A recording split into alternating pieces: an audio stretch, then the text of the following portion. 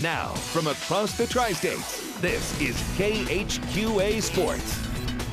At best, the combined struggles of the Quincy University men's and women's basketball teams at this point can be described as disconcerting. Troubling maybe even a better word after Marty Bell's Hawks failed to yield much of a challenge on the road in Warrensburg tonight. Central Missouri wiped the floor with the Hawks tonight. 77-59 was your final. Quincy University continues to struggle to score points against quality Division II competition.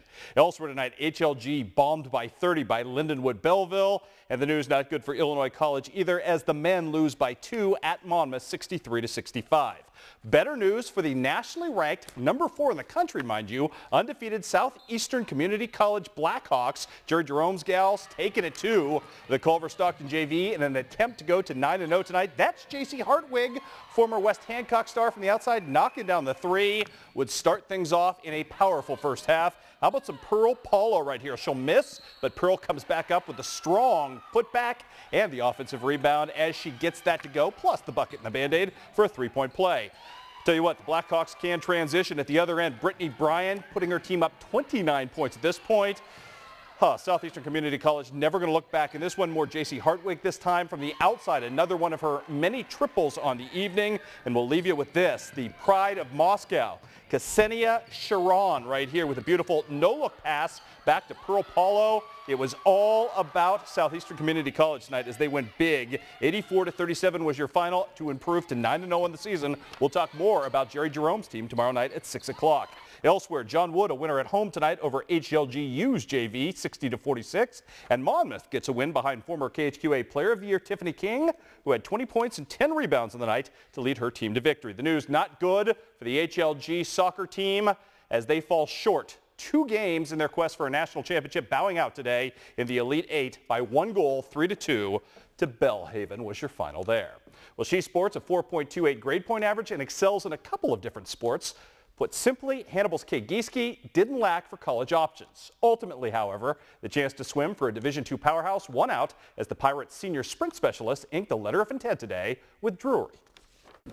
They know I have a lot of potential still in me, and that's what they'll be working on, is making my sprinting and the 1500 free a lot faster. She's very mentally tough and physically tough as well, and that just makes her an amazing swimmer. Drury is a really good swim team, and she's going to fit really well with those swimmers. Her times are compatible with the other team. She's going to be one of the top girls for sure. She is just a very, very driven young lady, and no matter what her goals in life are, she will definitely achieve them. I felt like home when I first went there for a visit back in April.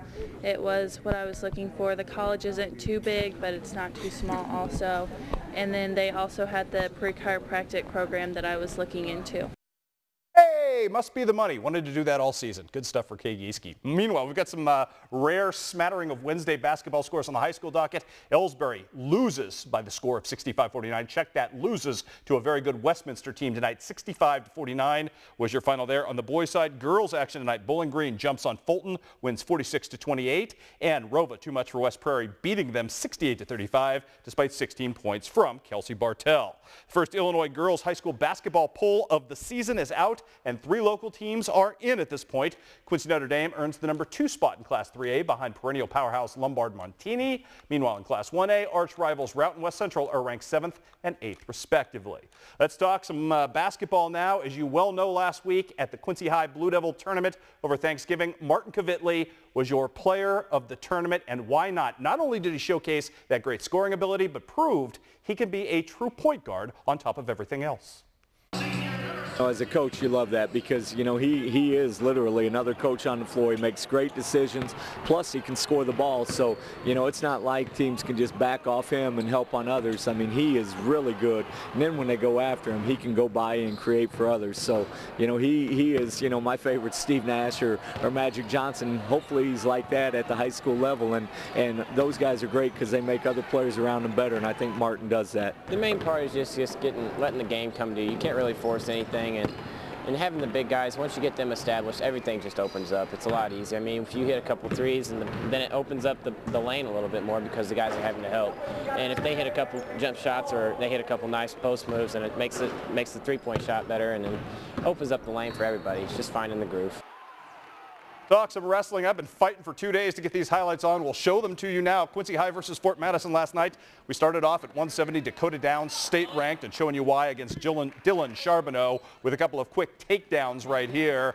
And it would not be done yet. Dakota Downs took less than 3 minutes to register his first pin of the season because he is frankly that good. Downs working at 170 pounds, working up as you see him cinch things in and end up ultimately getting the pin for the victory as well in this one. Also, best match of the night came in between Michael Peters and Nicholas Audie. It would be Peters somehow extricating himself with a reversal and a freeing move after a long and drawn-out 0-0 match right here between Peters and Audie. Eventually, Peters from Quincy High School ends up getting the takedown and the escape for 2 points and will end up beating Nicholas Audie in what turned out to be a momentum breaker at that point for Fort Madison. Great win for Michael Peters. Won it in the third period, showed plenty of grit as this thing, as I showed you, went down to the wire before Peters somehow with an act of contortion pulled himself free and managed to get the escape point and pick up the win last night, 2-0 for him. Then Fort Madison would go on a run, and they would start with their number 4 ranked in the state,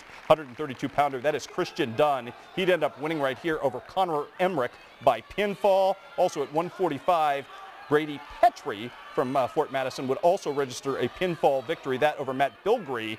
But at the end of the night, 152 pounds, Parker Schutte was the man for Quincy High, sealed the deal with a victory as Quincy High won last night by the final count in that one of 43-23. Finally got those highlights on for you as well. Finally want to wrap up with one golf note today. Zach Guthrie, the brother of Luke Guthrie, and for the last couple of years, a very esteemed assistant golf coach at the University of Illinois, is leaving that position to become the full-time caddy for his brother on the PGA Tour when he gets his PGA Tour card and makes his debut coming up next season. So congratulations to Zach and Luke as well. Zach is really a very calming influence for Luke on the bag. That's one of the things he said all along, and a great chance for both the brothers Guthrie to make a big splash next year on the PGA Tour. And Illinois at last check leading Georgia Tech 75-62. So busy night of sports. Definitely so, but you got it all in. We did our best tonight. Fantastic. Anyway. Thanks, Chris. We'll be back.